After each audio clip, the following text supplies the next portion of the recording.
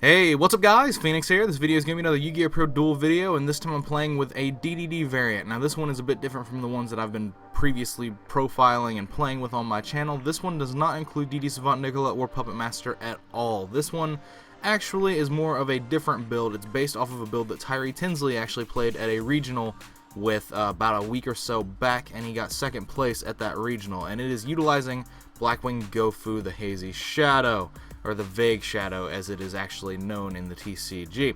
Now, utilizing Gofu with cards like Where Art Thou adds a little interesting little gimmick to the deck. Being able to go Gofu, special tokens, Where Art Thou, and either search DD Sprite, DD Necroslime, or DD Savant Kepler, or even Glow Up Bulb if the situation provides itself.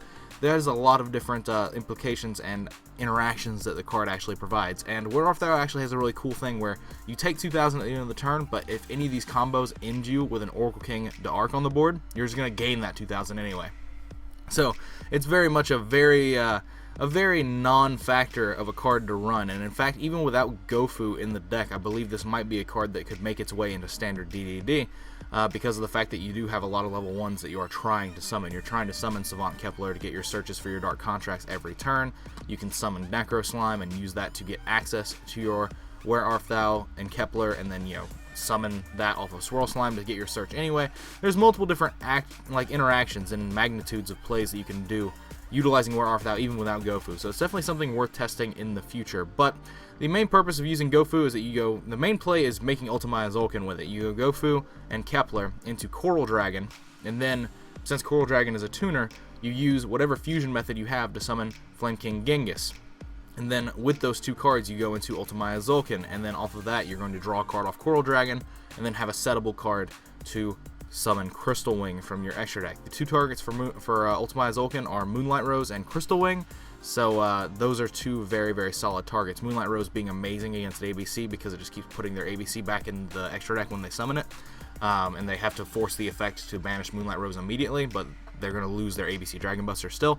And then just ultimately you have a lot of different synchro options available to you because of the fact that Gofu exists in this deck, and the extra deck is very tight because of it. That's very, very much a factor. But I'm not going to talk too much more about this deck list. Let us just go and see some games, shall we? Let's just jump straight into the first game, and you can draw your own conclusions based off that. Alright, so going into the first game, I win rock, paper, scissors, and I choose to go first. I don't know what I'm playing against, I just know it's something TCG legal, so I'm expecting it to be ABCs, Metal Foes, something like that. One of the more dominant meta decks. And I open with a fairly strong play with Gofu and Kepler into searching a defensive line with Dark Contract of the Witch, and just ultimately being able to make Ultimaya Crystal Wing, getting a draw, but it's not the strongest it could be, especially when it gets followed up with a Twin Twister and then Instant Fusion into Norden. Now, I didn't want to negate this Norden, because I thought I would be blown out by like Gadget plus ABC monster into Buster Dragon if I negated the Norden, but turns out negating the Norden would have been the right thing to do. I mean, hindsight is 20/20, but he ends up trying to get a B Buster Drake search after normal summoning it and equipping it to his dude and letting it fall off. I negate that with Crystal Wing so he can't make ABC Buster Dragon. Then he just goes into Utopia the Lightning and attacks him for my Crystal Wing. But I'm still very much in a dominating position in this game because he doesn't have the field spell. This deck is very much draw the field spell or lose. You can't really do a lot without the field spell because the field spell gives you an extra card. It actually gives you like 2 or 3 extra cards if you actually want to calculate it all out, and it just gets your engine moving so smoothly. Without the field spell, it's a bit of a struggle. So he's able to do some Castell stuff, but ultimately it doesn't really matter, and I'm able to just take it because I have so many more cards than him and so much more combo potential. So going into the second game, I'm going second, obviously, because I just won the previous game. He starts his turn with a Rhoda, getting the Thrasher into a Pot of Desires, Specialing Thrasher, normaling his ABC monster, and then making Tsukiyomi, discarding a bunch of cards out of his hand just to make ABC Dragon Buster live. Now, he doesn't have the Union Hanger again, which is very problematic, but it is, it is what it is. Now, I have the Kaiju to answer the ABC Dragon Buster, but he has the Twin Twister to answer my Gate Search, so I can't really get going too massively. Although I do just have the perfect combination of things in form of being able to just make a fusion, normal summon my Bulb, make Omega, which gets bottomless, and then I'm able to banish Swirl Slime to bring out Ragnarok, bring back my fusion, and then off of my Glow Up Bulb mill, I get really lucky and I mill a Necro Slime, so I'm capable of making Flame King Genghis as well as having the Bulb out, so I can just make Moonlight and bounce my Kaiju to hand, meaning I can reuse it. Now he just draws a card and sets it, and he loses the game. But going into the third game, I'm going first again, and so I play trade-in on the Ragnarok. I have my Gofu, And so I special the Gofu tokens because I have DD Sprite in hand, and I can banish the token for Sprite to summon for a free tuner.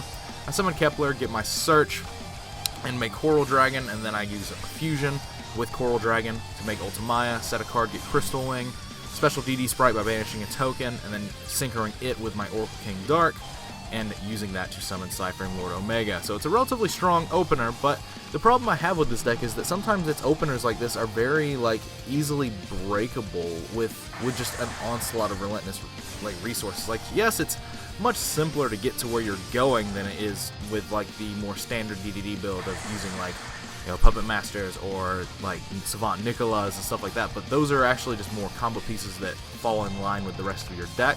Whereas Gofu's kind of an outlier. Now, it does give you access to some really cool cards like Where Art Thou, and being able to use that to search DD Sprite, which is a tuner, being able to search your Savant Keplers, and then at the end of the turn that you use Where Art Thou, if you end with a D'Arc on the board, then you're just going to gain the 2000 anyway.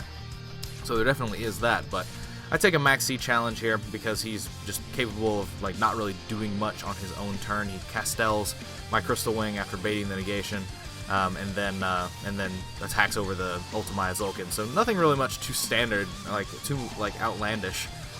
He's just capable of outing my board, but then next turn I'm able to push through the Max C for game. It's very much like the standard combination of things that happen with this deck. But another game where he cannot open ABC Dragon Buster or the Field Spell.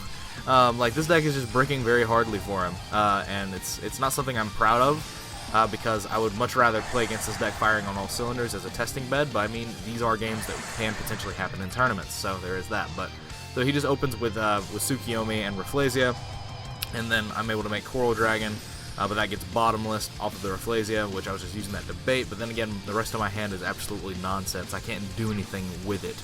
But Dark Contract with Swamp King. I activate it, and he uses Dragon Buster to banish it because he knows that it's the fusion card, and the fusions are basically vanillas, but he doesn't want me to unload my hand and potentially get more resources moving.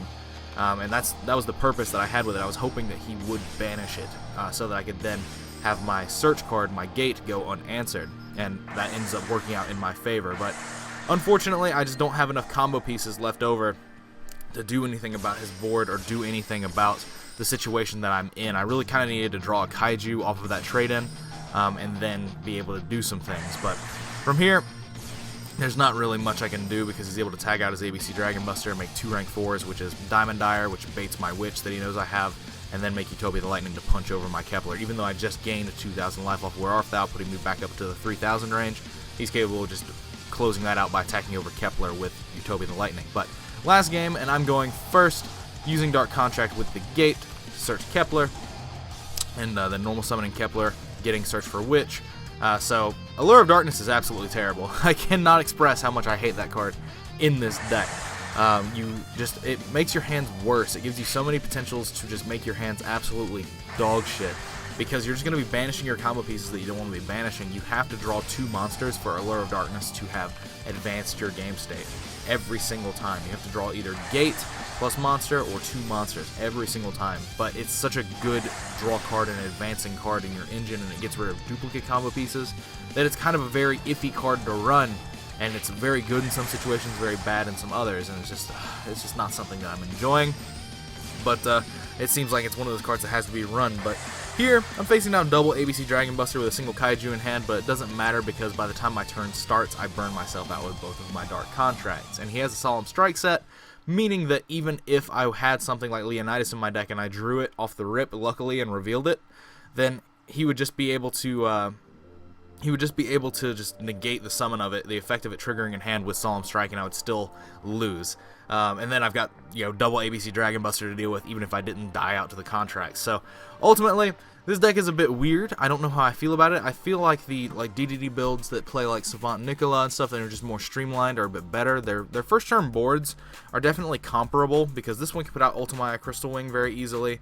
And this one can, and the other build can put out like Omega Beatrice very easily, but Omega Beatrice seems a little bit better in terms of how that functions, simply because you can be playing Farfa, and Beatrice can also be a defensive line. Ultimaya cannot be a defensive line, so if your play lines are only summoning Ultimaya Crystal Wing, then that's a problem. You're essentially doing less with more cards. than you would have been doing with one of the more standard DDD variants out there. But let me know what you guys think about it in the comments down below. Again, sorry this is another post-duel commentary video. I'm not really a big fan of doing this, and as you can tell from my commentary style of how I just get on tangents with this, like I like to have time to talk about things, and this type of format doesn't really like lend itself to that very well. But let me know what you guys think about the video regardless in the comments down below. As always, guys, thanks for watching. Like, comment, subscribe to all the nonsense you usually do. Links are in the description to stuff if you want to check that out. That's what it's there for. Other than that, if you like this video, give it a big thumbs up. If you know some people that might also like my content, I encourage you to share it around. Maybe encourage them to subscribe as well. Helping grow the channel's subscriber and viewership base is a fantastic way to show your support and to ensure that I keep making content into the future. I'm going through a little bit of a rut right now with being troubled and having like problematic times with recording and stuff like that, but hopefully that will sort itself out as we go. I'm going to try my best to do some content as readily as I can and as regularly as I can. But other than that, let me know what you guys think. As I already said, thank you for your time as usual. Thanks for watching. And as always, guys, take care.